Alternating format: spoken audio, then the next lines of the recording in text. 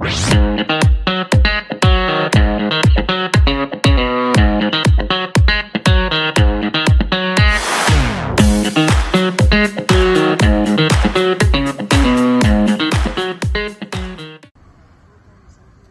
Livron, on s'est permis de te contacter parce que notre chaîne, nous, on couvre principalement le sport.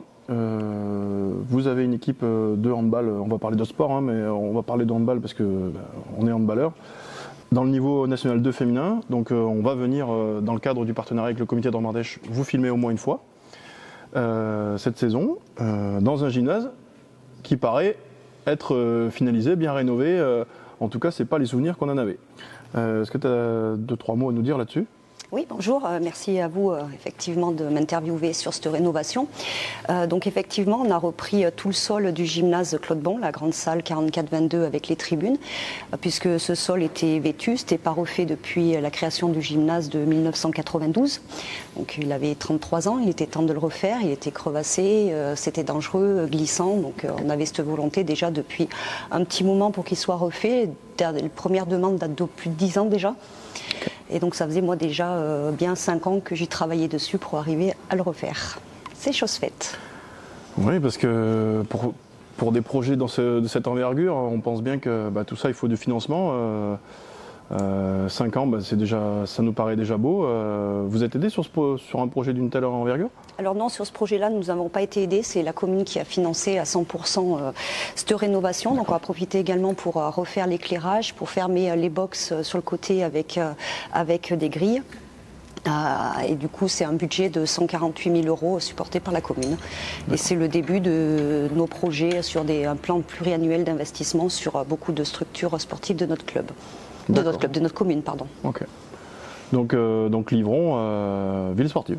Tout à fait. Clairement, ok. Tout à fait. Et donc là, nous devrions être labellisés à ville active et sportive prochainement.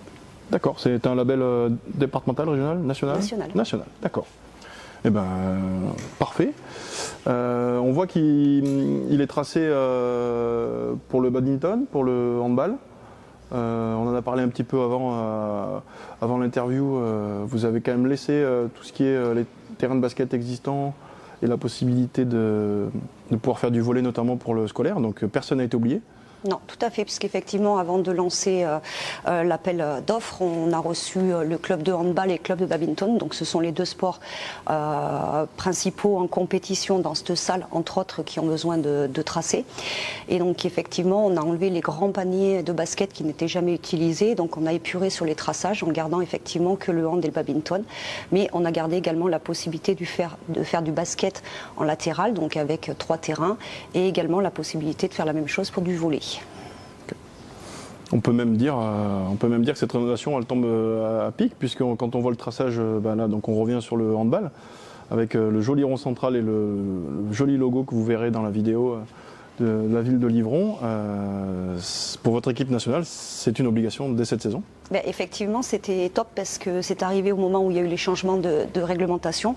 Donc on s'est effectivement calé sur les préconisations et normes pour le jeu en national.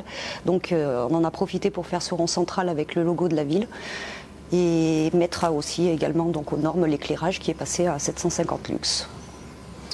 Okay. Très agréable pour les joueurs, pour les acteurs et pour les supporters. Okay. Donc deux salles dans ce gymnase. Donc l'autre était plus récente. La deuxième salle a été construite en 2006. Ok. Donc là, pas besoin spécialement de faire de rénovation. Ok. Peut-être un mot.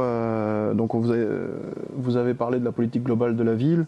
Un mot pour toutes les assos et les habitants. Est-ce que vous avez dit chaque année vous avez un programme sportif. Peut-être rappeler les projets que vous avez fait avant le gymnase et peut-être les futurs. Alors déjà avant effectivement la rénovation de ce gymnase, tous les équipements sont mis en accessibilité. Donc justement ici il y a eu la pose d'un ascenseur et également un monte-charge au boulodrome à la mairie.